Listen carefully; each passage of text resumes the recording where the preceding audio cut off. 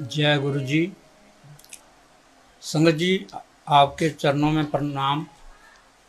और मैं यहाँ करनैल सिंह, सुल्तानपुर, अंपायर स्टेट के पास रहता हूँ। सुल्तानपुर में गुरु जी के छोटे मंदिर के पास से मिलने का चांस बहुत देर में मिला, जबकि गुरु जी बहुत पहले से सुल्तानपुर में थे। लेकिन 98 से पहले मेरी आंखें ख़राब हो गई और बहुत तकलीफ आंखों में रहने लगी। क्लाउडिंग के कारण दिखना बंद हो गया बिल्कुल। जब गुरु जी के बारे में पता चला कि गुरु जी अंपायर स्टेट में बैठते हैं, उस समय मन में कभी आया नहीं था कि गुरु जी के पास जाना है। गुरु जी के मैसेज भी आए कई, और गुरु आने के लिए भी कहा बार बार, पर मन नहीं करता था कि गुरु जी के पास जाएं। तब एक दिन हमने बच्चों को भेजा, अपने तीनों बच्चों को भेजा कि आप देखो जाके वहाँ क्या होता है। तीनों बच्चे अंपायर स्टेट में गए गुरु जी के पास। गुरु जी देखते ही बच्चों को बोले, ਤੁਹਾਡੇ मम्मी पापा नहीं आए, कल उन्होंने भी लैके आना। दूसरे दिन, जबकि हमारा कभी जाने का मन नहीं था, दूसरे दिन हम टाइम पे तैयार हो गए। 6 बजे ही तैयार होके बैठ गए और गुरु जी वहाँ बुलाया था और वापस भेजा तो अपनी गाड़ी में भेजा, 1 नंबर गाड़ी जो गुरु जी की DLP 1 है, उसमें बच्चों को घर तक भेजा। दूसरे दिन हम तैयार हो गए। तैयार होके हम गुरु जी के पास जाने के लिए मंदिर के पास पहुँचे। यहाँ एक शिव जी मंदिर है, तो गुरु जी की गाड़ी दोबारा हमें लेने आ रही थी उस दिन। तो हमने छोटू को बोला, गुरु जी के ड्राइवर को, कि आप चलो, हम आ रहे हैं, हम पैदल ही आएंगे गुरु जी के पास। तब वो चला गया और हम जब गुरु जी के पास पहुँचे तो जैसे हम गेट के अंदर एंट्री किया, गुरु जी का नूर देखकर जो दिमाग में अंधेरा सा छाया हुआ था वो एकदम पर्दे की फटने की तरह से हट गया।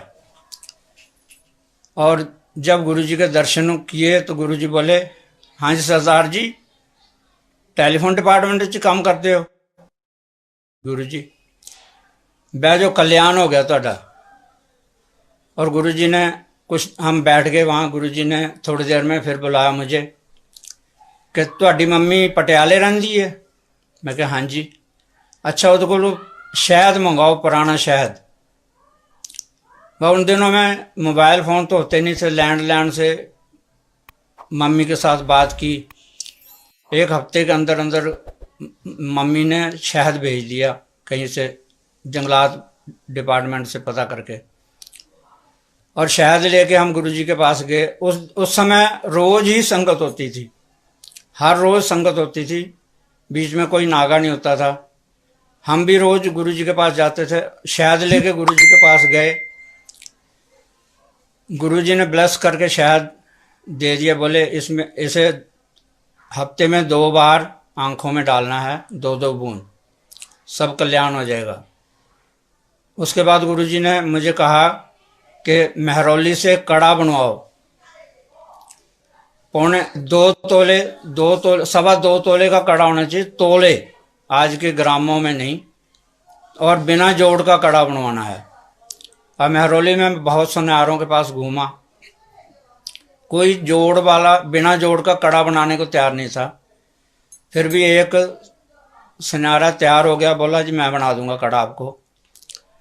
तो गुरु जी ने जैसे कहा था मैंने बताया, मैंने कहा 2.25 तोले का शुद्ध चांदी का कड़ा होना चाहिए। बोला जी बेफिक्र रहिए, बना दूंगा, बिना जोड़ का बना दूंगा। और ये कड़ा गुरु जी के ब्लेस किया हुआ कड़ा मेरे पास है, जो गुरु जी ने ब्लेस करके मुझे दिया कि इसे पहन लो।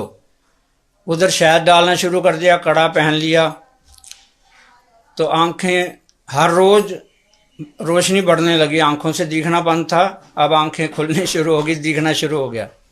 गुरु जी की ब्लेसिंग काम करने लगी। और गुरु जी ने फिर एक जग ब्लेस करके दिया, जो पानी के लिए रोज़ पानी पीना था। जग में तांबे का बड़ा ले आया 2 लीटर का। गुरु जी बोले एड्डा वड्डा की करना सी, अच्छा कोई गल नहीं, स्नान करदी वारी जड़ा जल पीन तो बचे स्नान करदी वारी ओहदे च पा लिया करो। मैं कहा ठीक है गुरु जी। अब गुरु जी के पास कुछ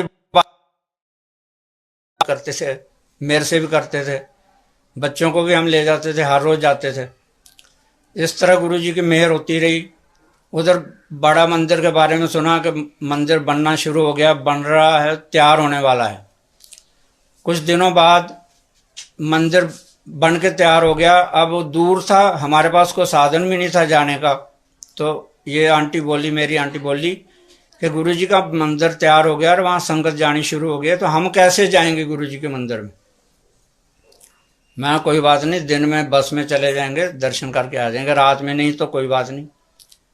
अब संगत तो गुरु जी की रात को शुरू होती थी। ये बात हम रास्ते में गुरु जी के पास जाते हुए कर रहे थे। और उन दिनों में बच्चे पंजाब में अपने तीनों बच्चे, हम दोनों ही घर में थे। तो ये बात हम जो शिव मंदिर है उसके आसपास जाते हुए कर रहे थे कि गुरु जी के मंदिर के दर्शन कैसे करेंगे।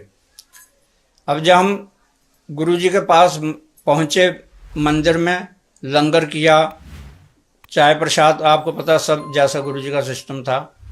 लंगर खाने के बाद हाथ धो के गुरु जी से आज्ञा लेनी होती थी।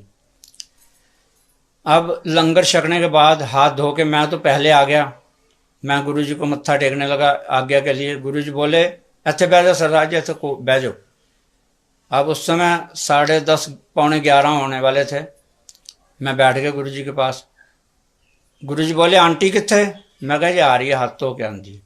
कहता कोई नहीं बुला लो उन्होंने। ये भी आ गए, हाथ धो के बैठ गए। गुरु जी ने भी कहा था बह जा आंटी, अच्छे बह जा। अब थोड़ी देर में गुरु जी ने एक बत्रा जी नोएडा से आते थे, छोटे भाई को बत्रा को बुलाया कर, बत्रा इधर आ सरदार जी ते सरदारनी नूं लैके बड़े मंदिर जा गड्डी च। अब आधी रात का समय, उन दिनों में कोई लाइट नहीं होती थी, सड़क पे कुछ नहीं। बत्रा जी ने लंगर ले लिया था, उनकी मिसेज जी ने नहीं लिया था, उनकी आंटी ने नहीं लिया था, तब भी हमें लेके वो चल पड़े। अब आप अंधेरी रात में हम जा रहे हैं, छतरपुर से निकले आगे, पूरा रास्ते सावन पब्लिक स्कूल तक, बिल्कुल अंधेरी रात, कुछ नहीं, कोई लाइट नहीं, सिंगल रोड हुआ करती थी।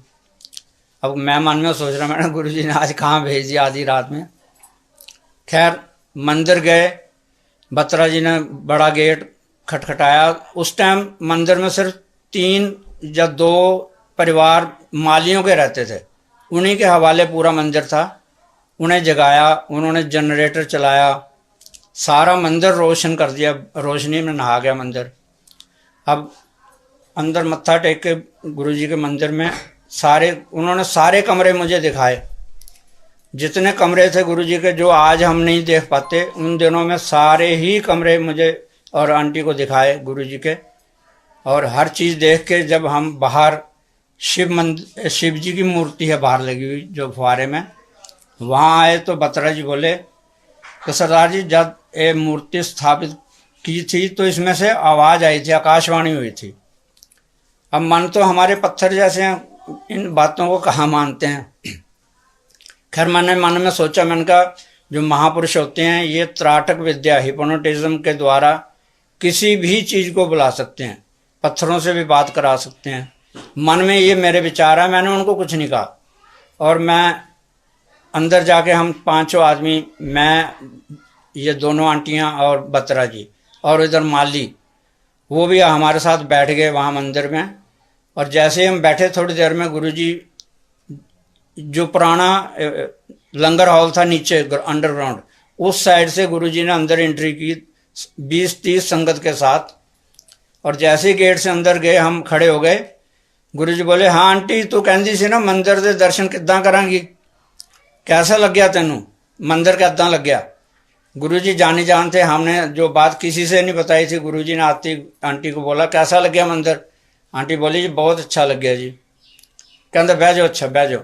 गुरु जी सिंहासन पे बैठ गए और प्रसाद बहुत लाए थे, साथ में संगत साथ में थी, तो गुरु जी ने सबको प्रसाद दिया। वहाँ हम बैठे रहे, संगत के पास बैठ गए।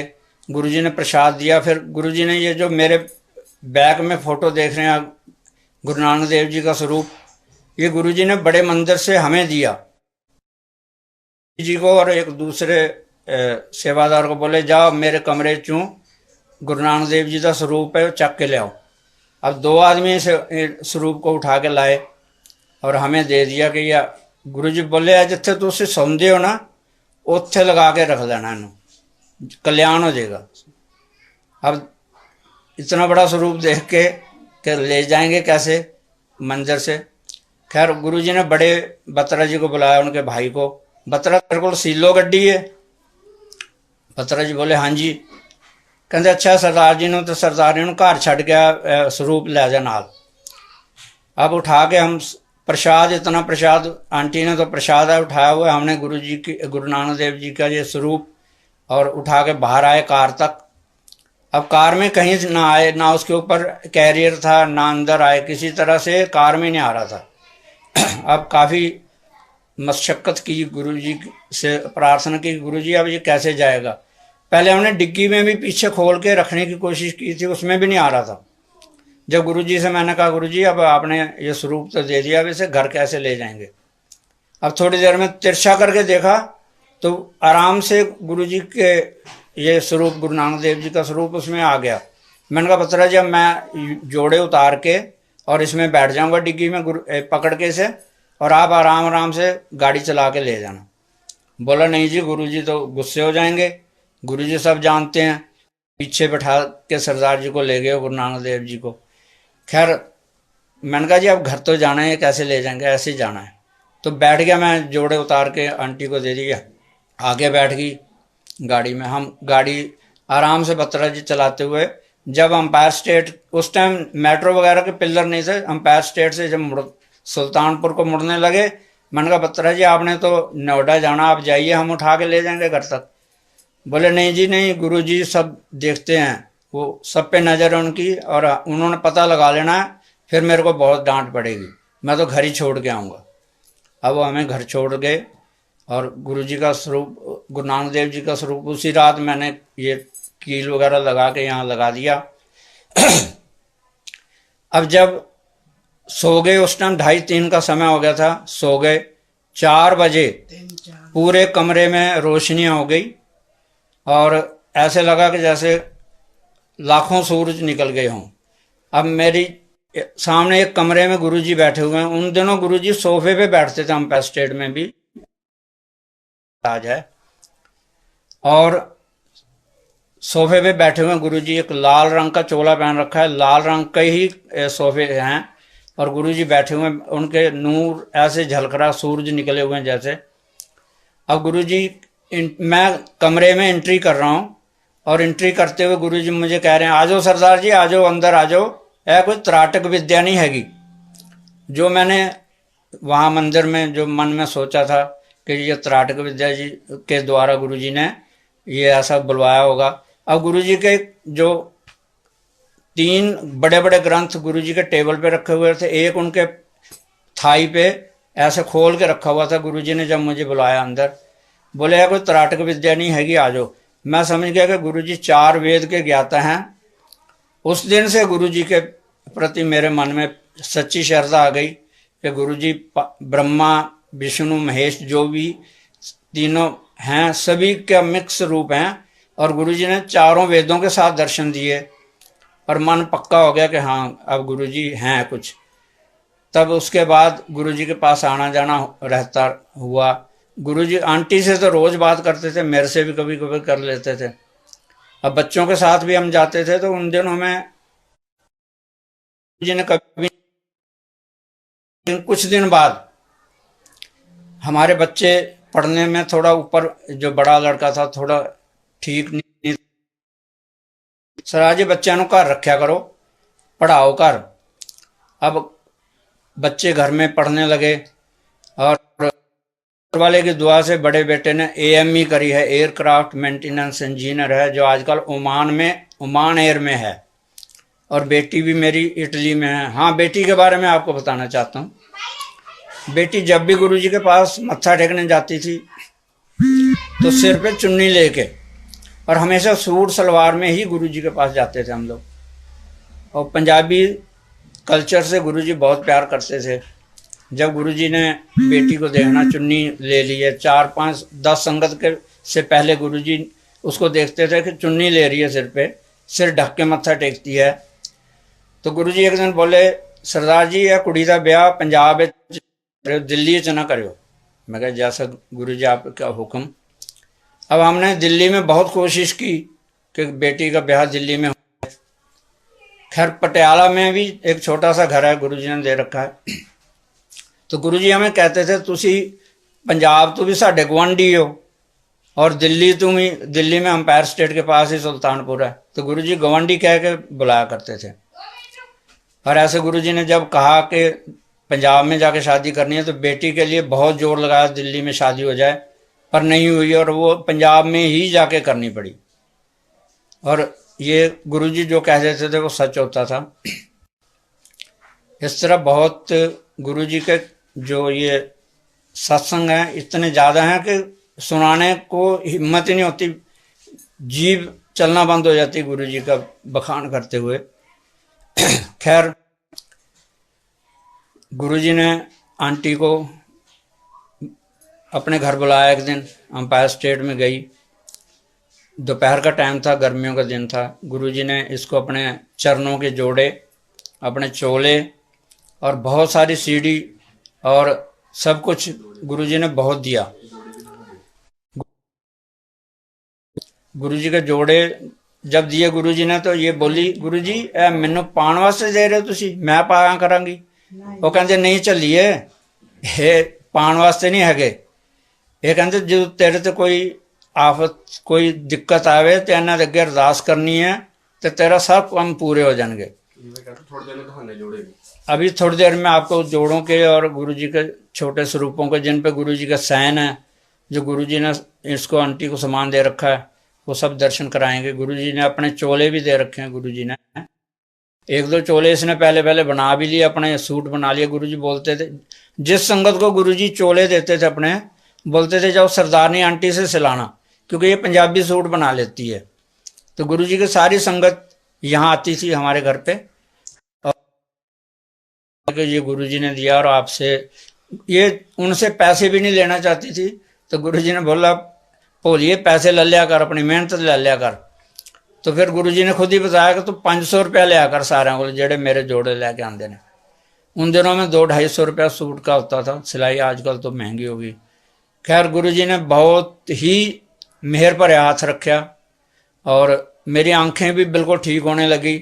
अब जो उससे पहले हम एम्स में इलाज करा रहे थे राजेंद्रा में आंखों का, तो वहाँ मेरा ऑपरेशन का डेट फिक्स हो गई थी कि ऑपरेशन होगा आंखों का।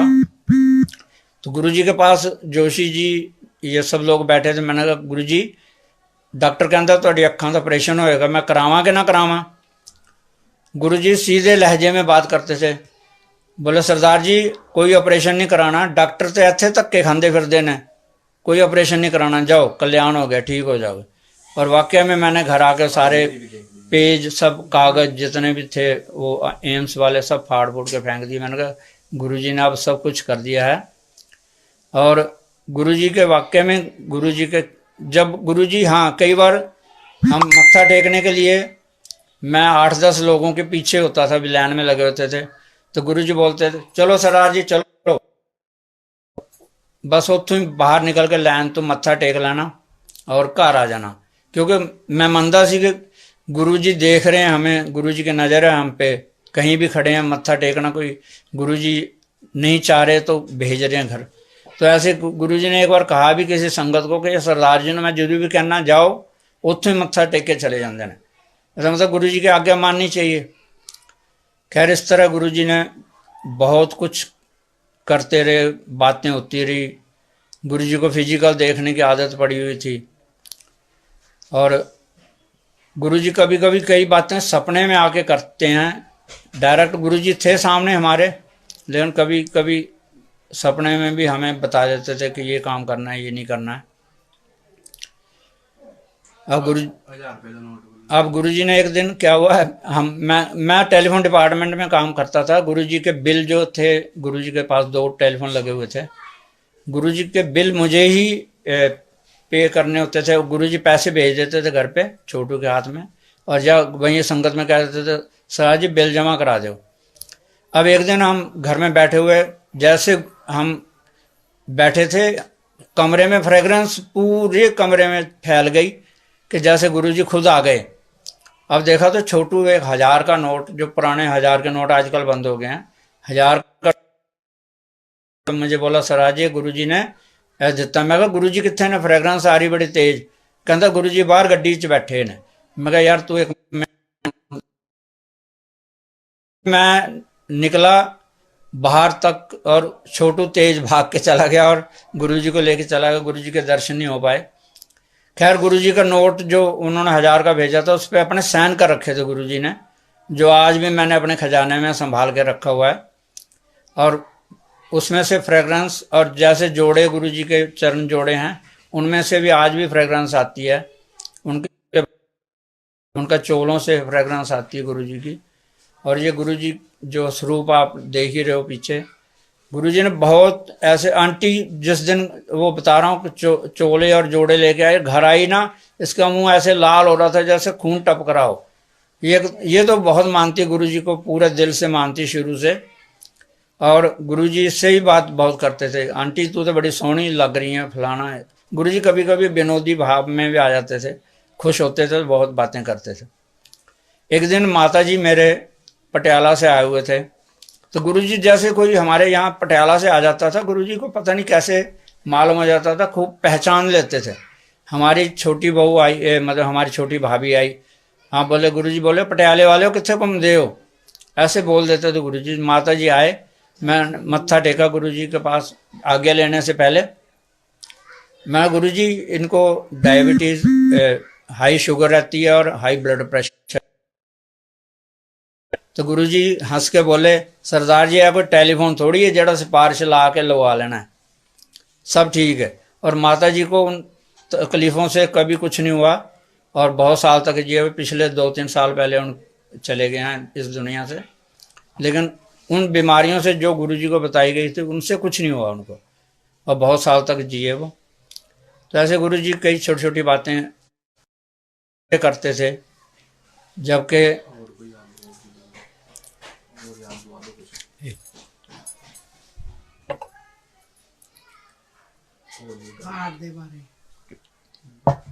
अच्छा, उन्हीं दिनों में जब गुरुजी के पास जाना काफ़ी, गुरुजी के पास, तो मुझे 2 दौरे पड़ चुके थे मुझे हार्ट के। लेकिन मैंने गुरुजी से या किसी से, घर वालों से भी इसलिए जिक्र नहीं करता था कि हॉस्पिटलों में ये जो हमारे केस हैं छाती के या कहीं के भी टेस्ट करते टाइम वो कत्ल कर देते हैं, तो मेरा मन नहीं करता था कि मैं इलाज कराऊं। दूसरे दौरे के बाद मैं हेमकुंड होया है, क्योंकि मैंने इसको कहा आंटी को, मैंने कहा पता नहीं कब तीसरा दौरा आ जाए और हम ना रह पाएँ, तो मैंने कहा पहले दर्शन कर लो, 5 तख्तों के दर्शन कर लेते हैं, उसके बाद कोई दिक्कत नहीं, कब भी कुछ भी हो जाए। तो हम हेमकुंड चले गए जी पैदल। हम विश्वास नहीं करोगे, दूसरे दौरे के बाद भी हम हेमकुंड साहब में पैदल चले गए, 15,200 फुट की ऊंचाई पे है। खैर जब वहाँ गए, गुरुजी की फ्रेगरेंस वहाँ भी हमें मिली, बहुत अच्छा लगा। और वापस आए तो गुरुजी बोले हाँ रब मिला तुहानू उत्थे? मैं गुरुजी रब तो नहीं मिला, तुसी मिल गए हो। कहते कोई नहीं, ऐदा ना घूमया करो किते भी। खैर ऐसे करते एक बार हम हजूर साहब चले गए जी। गुरुजी को पता लग जाता था, हम आए तो गुरुजी ने मेरा नाम ही हजूर साहब खंडूर साहब रख दिया। जब भी संगत में हम बैठे होते थे, हाँ जी सरदार जी हजूर साहब खंडूर साहब चलो कर। अच्छा, हमें वहाँ ज़्यादा देर नहीं बैठने देते थे। संगत तो आधी आधी रात तक 2-2 बजे तक गुरुजी के पास बैठती थी। गुरुजी बोलते थे आप जाओ घर में अपना काम करो, बच्चों पढ़ाओ, ये तो बेले लोग ने। गुरुजी ऐसे साफ बोलते रहते थे कि जाओ तुसी अपना काम करो, जल्दी भेज देते थे। तो गुरुजी ने नाम रख दिया हजूर साहब खंडूर साहब। उसमें पता नहीं हमारा कितना कल्याण हुआ। गुरुजी ऐसे आवाज़ लगाते थे। और हार्ट की बता रहा हूँ, जब मेरा दूसरे दौरे में वापस आ गए हम, और जबलपुर में मेरी ट्रेनिंग 4-6 महीने की थी, वहाँ भी ट्रेनिंग करके आ गया मैं, ऑफिसर की ट्रेनिंग थी मेरी। अब जब गुरुजी को भी हमने किसी को भी जिक्र नहीं किया, तो मैं चुपचाप चाह रहा था कि मेरे को ये, जब मैंने बच्चों को बोल दिया मुझे हॉस्पिटल भी मत ले जाना, कोई दिक्कत नहीं है मुझे, तब बच्चे कहाँ मानते हैं। जब मेरा तीसरा, अच्छा दौरे से पहले मुझे पता नहीं क्या कारण था कि मालूम हो जाता था कि मुझे आज सुबह के टाइम प्रॉब्लम होगी, तो मैं उसको बोलता था सॉर्बिट्रेट वगैरह अपने पास रख के, पानी वगैरह रख के से बोलता था मैं जब जगाऊं तुझे, तो मैं क्या वैसे मौका तो नहीं देता जगाने का, पर फिर भी आप जगा देना। जब गुरु तीसरा दौरा मुझे सुबह के टाइम पड़ा 4-4:30 बजे, तो मैंने, ये पास में पड़ी थी, हाथ हिला के उठाए से फटाफट उठी। मैंने कहा मेरे को फिर प्रॉब्लम आ गई है बहुत तगड़ी और शायद ना बचूं। तो बच्चे उठे फटाफट, गाड़ी बाहर, दिनों में इतनी गाड़ियां नहीं होती थी आज की तरह, उबर वगैरह कुछ नहीं, तो किसी प्राइवेट गाड़ी नहीं मिली, कॉलोनी तक होके आ गए, नहीं मिली, तो एक ऑटो वाला बेचारा वो हमें लेके, बत्रा हॉस्पिटल हमारे पैनल में था तो हमें ले गए पैनल वाले हॉस्पिटल में। तो रास्ते में मैं होश में था, बिल्कुल आराम से जा रहा था। इमरजेंसी तक भी मैं ऑटो से उतर के पैदल ही गया। जब डॉक्टरों के पास उन्होंने बताया गया कि दौरा पड़ा है, तो उन्होंने फटाफट मुझे स्ट्रेचर पे लिटा दिया। अरे आप पैदल क्यों आ रहे हो, ऐसा करके उन्होंने ऐसा इमरजेंसी में टेस्ट किए 2-4, बोले ये तो बिल्कुल सीरियस मामला है, ऑपरेशन होगा। अब ऑपरेशन करने के टाइम में, उन दिनों SK सिन्हा डॉक्टर होते थे जिन्होंने 10,000 ऑपरेशन किए थे और गिनीज बुक में उनका नाम था, वो मेरे को ऑपरेट करने वाले थे। और उनके जो असिस्टेंट थे शर्मा जी, अब वो मेरे को मनाए कि, मैंने कहा भाई देखो केस नहीं कत्ल करने, आप मेरा ऑपरेशन करना तो कर दो, नहीं तो मैं जा रहा हूँ, घर जा रहा हूँ। बच्चे भी समझाने लगे, गुरुद्वारे के ज्ञानी जी भी आए कि भाई ये काम तो कराना ही पड़ेगा। एक दिन कि भाई मैंने ऑपरेशन नहीं कराना, बाल हटा के ऑपरेशन नहीं कराना, बोले नहीं इससे इन्फेक्शन हो जाएगा, बाल तो हटाने पड़ेंगे, चेस्ट के बाल हटाने पड़ेंगे, क्योंकि पूरा बाईपास होना था। और जब सभी ने समझाया तो बच्चों ने भी साइन वैन करके दे दिए, तो मुझे मजबूरी में ऑपरेशन कराना पड़ा। अब गुरुजी के पास मैसेज, मेरी बेटी जो यहीं घर पे थी वो गुरुजी के पास गई, अंपायर स्टेट में गुरुजी उस टाइम स्नान कर रहे थे, तो अम्मा जी जो गुरुजी के वहाँ हैं वो बोली कोई नहीं, मैं गुरुजी को मैसेज दे दूंगी आपका, आप जाओ घर। अब थोड़ी देर में अम्मा खुद आई घर पे, बोली गुरुजी बोलो कोई गल नहीं, ऑपरेशन करा लो, सब ठीक हो जाएगा।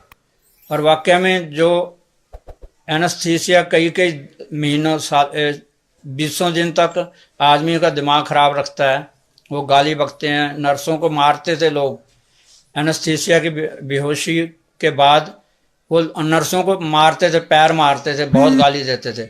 लेकिन मेरे को गुरुजी की कृपा से कुछ नहीं, ऐसे मैंने एक दिन, हाँ डरावने सपने जरूर आते थे वहाँ पर, बत्रा में लेटे हुए काले काले ऐसे ऊपर मंडराते रहते थे कुछ, तो मैं समझता था, मैंने कहा यहाँ जो बहुत सारी डेथ होती हैं तो उनके आत्माएं भटकती होंगी तो मैंने एक दिन गुरुजी से प्रार्थना की, गुरुजी का स्वरूप पास में होता था हमारे, तो मैंने गुरुजी का स्वरूप को माथे से लगा, मैंने कहा गुरुजी ये जो दिख रहा है मुझे सारा कुछ, अपने मंदिर के या किसी अच्छी चीज़ के दर्शन कराइए।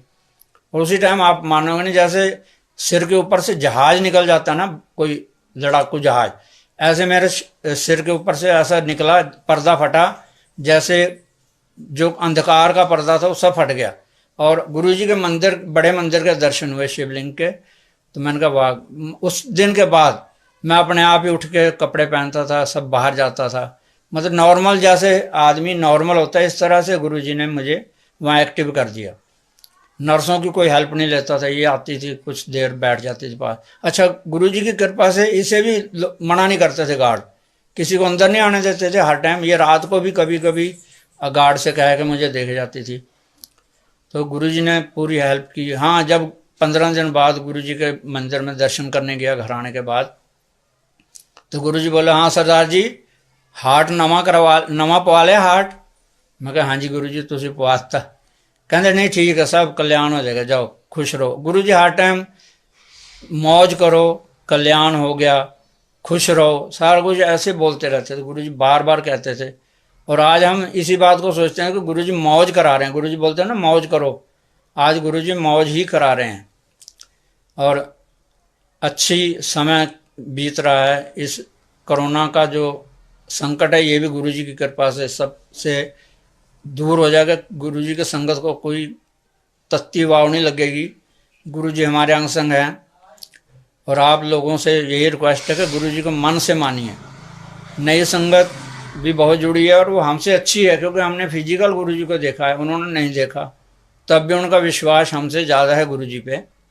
खैर नई पुरानी संगत तो नहीं होती कोई भी, लेकिन फिर भी जो आज लोग जुड़े हैं गुरुजी से वो ज़्यादा ब्लेस्ड हैं हमसे। क्योंकि पहले भी किताबों में या बड़ी बड़ी कहावतें होती थी कि जो महापुरुष आते हैं उनको उनका परिवार नहीं मानता पहले, तो फिर गांव नहीं मानता, शहर नहीं मानता, और देश तो बहुत दूर की चीज़ है। लेकिन उनके जाने के बाद आज गुरुजी को पूरी दुनिया मान रही है। पूरी दुनिया में सत्संग हो रहे हैं।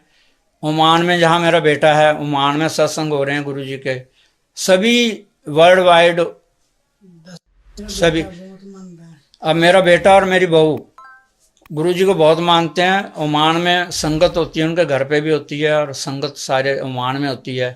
और बड़े प्यारे लोग हैं वहाँ के। हम भी गए हैं 2-3 बार वहाँ ओमान में, तो बड़ी इज्जत करते हैं गुरुजी, बहुत ही ब्लेस करते हैं लोगों को। और मैं यही आशा करता हूँ आप लोगों से कि आप सभी। हाँ, एक बार मैंने बेटे को फ़ोन किया। गुरुजी ने जब मंदिर में कोई सेवा होती थी गुरुजी बोल देते थे, सरदार जी तुसी उत्थे मंदिर आ जाओ, सेवा लगी करे। मैं उन दिनों में ड्यूटी जाता था, यहीं पास में सैदला जाम में था, इंदिरा ये कौन सी इग्नू के पास। तो गुरुजी ने मैसेज भेजा, तो मैं इससे बोला आंटी को, मैंने कहा आप छतरपुर पहुंच जाना, मैं ड्यूटी से वहाँ आ जाऊँगा। तो मैंने बेटे को फ़ोन किया। बेटे को ना गुरुजी ने वहाँ मंदिर में, छोटे मंदिर में बुलाया था, किसी को काम था।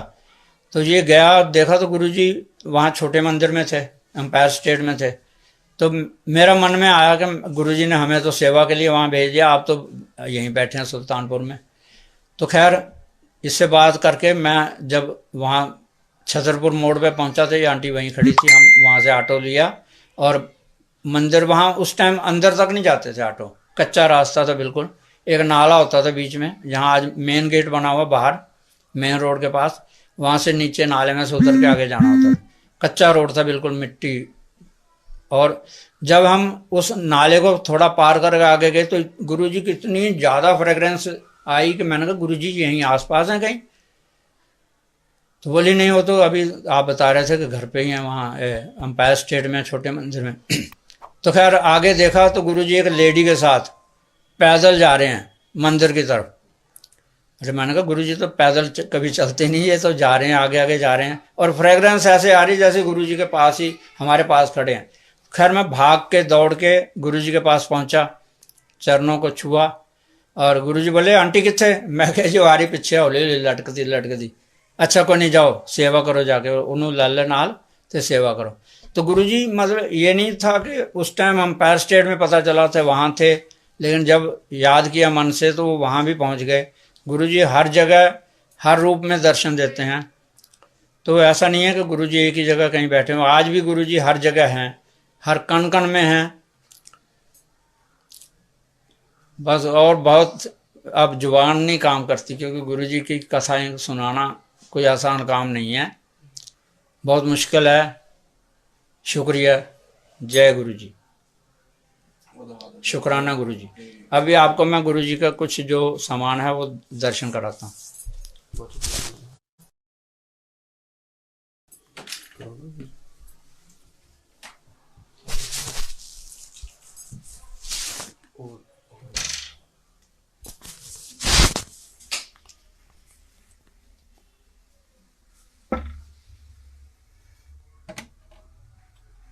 जोड़े पे डालो,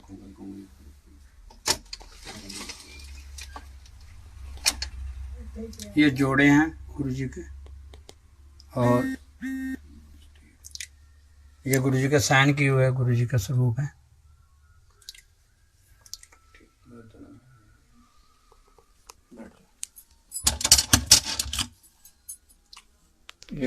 चांदी का सिक्का दिया हुआ है।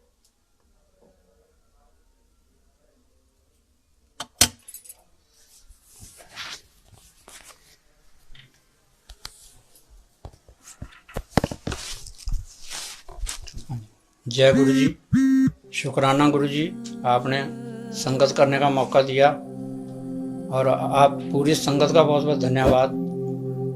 जय गुरु जी।